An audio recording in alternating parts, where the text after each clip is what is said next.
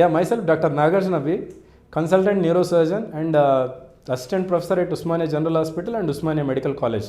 మెదడులో క్లాట్స్ అనేది in general terms patients చెప్పే భాగం ఎట్లా ఉంటుంది అని అంటే బ్రెయిన్ లోపల బ్లీడింగ్ అయినా కూడా క్లాట్ అయిందనే చెప్తారు, రక్తం గడ్డగట్టిందని చెప్తారు. లేదు అని అంటే రక్తనాళాల లోపలనే గడ్డగట్టడం వేరు, పేషెంట్ రక్తనాళంలోంచి రక్తనాళం పగిలిపోయి బ్లీడింగ్ బయటకు వచ్చి అక్కడ గడ్డగట్టడం వేరు.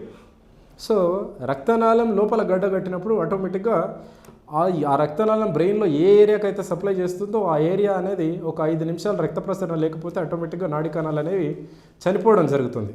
ఆ చనిపోయిన నాడి కణాల చుట్టూ ఒక రకమైన పెరిలీజినల్ ఎడిమా అంటే ఒక విష ఫ్లూయిడ్ అనుకోండి, ఒక ఫ్లూయిడ్ అనేది జమ అవ్వడం జరుగుతుంది. సో మన బ్రెయిన్ అనేది ఎంత సున్నితం అంటే మనకు చీజ్ లాంటి మెటీరియల్, వెన్నపూస లాంటిది. దానిపైన చిన్న నీటి ప్రెషర్ ఉన్నా కూడా ఆ ఏరియా కూడా పనిచేయడం మానేస్తుంది.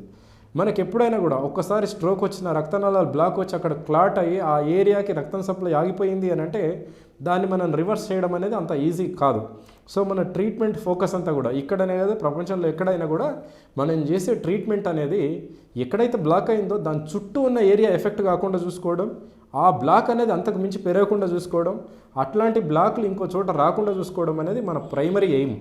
సో ఆ చుట్టూ ఎక్కడైతే బ్లాక్ ఉందో దాని చుట్టూ ఉన్న పెరిలీజినల్ ఎడిమా ఏదైతే విష ఫ్లూయిడ్ ఉందో ఆ ఫ్లూయిడ్ సైజ్ అనేది పెరగకుండా దాన్ని ఉన్నదాన్ని తగ్గించుకుంటూ ఉంటే దాని చుట్టూ ఉన్న నాడి కణాలు ఈవెన్చువల్గా ఎంతో కొంత ఫంక్షన్ పెంచుకొని క్రాస్ లింక్ సినాప్సెస్ ఫామ్ చేసుకోవడం వల్ల పేషెంట్ ఈవెన్చువల్గా మెల్లగా ఇంప్రూవ్మెంట్ అనేది వచ్చే అవకాశం ఉంటుంది.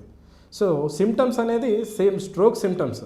రక్తనాళం బ్లాక్ అయింది, రక్తనాళంలో గడ్డగట్టినా కానీ లేకపోతే రక్తనాళం తెగి బయటకు బ్లీడింగ్ వచ్చేసి అది క్లాట్గా మారినా కానీ సిమ్టమ్స్ అనేది సేమ్. ఇవి ఇన్ జనరల్గా బ్రెయిన్లో మన కుడి పక్కన క్లాట్ అయ్యింది అని అంటే ఎడం పక్కన కాలు చేయి పడిపోవడం, ముఖం వీక్నెస్ రావడం, మాట తీరు పడిపోవడం, కళ్ళు మసకలు బారిపోవడం, నడుస్తుంటే బ్యాలెన్స్ లేకుండా ఉండడం, రక్తనాళాల ప్రెషర్ పెరగడం, మనం బీపీ చెక్ చేయించుకుంటే ప్రెషర్ పెరగడం అనేది ఉంటుంది. సో దీనిలో సిమ్టమ్స్ని గుర్తించే టైంకి మనం ఒక నార్మల్ పీపుల్ సిమ్టమ్స్ చూసేసరికి ఆల్రెడీ జరగాల్సిన నష్టం జరిగిపోయే ఉంటుంది. మనం వీలైనంత తొందరగా హాస్పిటల్కి రీచ్ అవ్వడం వల్ల అడ్వాంటేజ్ ఏంటి అని అంటే కొంతమందిలో స్ట్రోక్ వచ్చి బ్రెయిన్లో క్లాట్ అయినా కూడా పేషెంట్ చూడడానికి బయటకు చాలా నార్మల్గానే ఉంటారు. ఆ కొంతసేపు కళ్ళు తిరిగినట్టు ఉండడం, ఆ సడన్గా హెడేక్ వచ్చి కొంచెం సేపు అయిన తర్వాత సెటిల్ అవ్వడం అనేది బాగానే ఉంటుంది. వీళ్ళు ఏంటంటే ఇట్లాంటి సినారియోలో పేషెంట్స్ చాలా వరకు ఇంటికి వెళ్ళి సరే బాగుందిలే ఇంటికి వెళ్ళిపోదామని అనుకుంటారు. ఇక్కడ ప్రాబ్లం ఏంటి అని అంటే ఫస్ట్ 72 అవర్స్ వరకు ఏదర్ యాక్సిడెంట్ అయ్యి క్లాట్ అయ్యి బ్లీడ్ అయినా కూడా లేకపోతే స్ట్రోక్లో కూడా ఈ బ్లీడింగ్ ఎక్స్పాన్షన్ కానీ లేకపోతే క్లాట్ ఎక్స్పాన్షన్ కానీ ఉంటుంది. అంటే ఉన్న సైజు కన్నా అది పెరిగే అవకాశం అనేది ఎక్కువ ఉంటుంది. ఈవెన్ మన క్లాటింగ్ అన్నాం, అది స్ట్రోక్ సంబంధించినది కాకుండా దెబ్బలు తగిలినప్పుడు కూడా బ్రెయిన్కి అనేది ఇంజరీ జరిగినప్పుడు కూడా క్లాట్ అయినప్పుడు బ్రెయిన్లో జరిగే ఇంజరీని డైనమిక్ ఇంజరీ అంటాం. సపోజ్ మనకు చెయ్యికో కాలుకో ఒక దెబ్బ తగిలింది, ఒక కత్తితో గాయమైంది, ఒక 5 సెంటీమీటర్ల గాయం అయినప్పుడు ఒక 2వ రోజు 3వ రోజు మనం ట్రీట్మెంట్ తీసుకొని చూస్తే ఆటోమేటిక్గా అది సైజ్ తగ్గిపోయి ఉంటుంది. లేదు అస్సలు ఏం ఇంప్రూవ్మెంట్ లేదు అని అంటే 5 సెంటీమీటర్లే ఉంటుంది.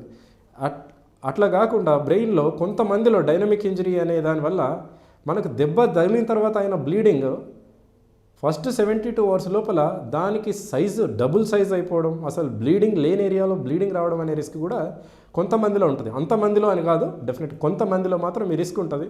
మనం నెలలో చేసే ఆపరేషన్లో 1-2 ఆపరేషన్లు ఇట్లాంటి పేషెంట్లో ఫస్ట్ రోజు మనం స్కాన్ చేపిస్తాం, తలకు పైన దెబ్బలు ఉంటాయి కానీ బ్రెయిన్ లోపల ఎట్లాంటి బ్లీడింగ్ ఉండదు. ఒక్కరోజు అబ్జర్వేషన్లో సడన్గా పేషెంట్ ముందు వరకు మాట్లాడుతూ పేరు అడిగితే చెప్పడం, చెయ్యెత్తు, కాలు చూపించు, నాలుక చూపించు అంటే అన్నీ మంచిగా చూపించిన పేషెంట్ సడన్గా మత్తుగా అయిపోవడం, సడన్గా ఫిట్స్ రావడం, లేకపోతే వామిటింగ్స్ ఎక్కువ అవ్వడం, అట్లాంటి దాంతో ఇమ్మీడియట్గా మనం మళ్ళీ స్కాన్ రిపీట్ చేసుకుంటే అసలు బ్లీడింగ్ లేని చోట్ల బ్లీడింగ్ ఉండి దానికి సర్జరీ చేసేంత అవసరం వచ్చిన కేసులు కూడా మనం చూస్తూ ఉంటాం తరచుగా.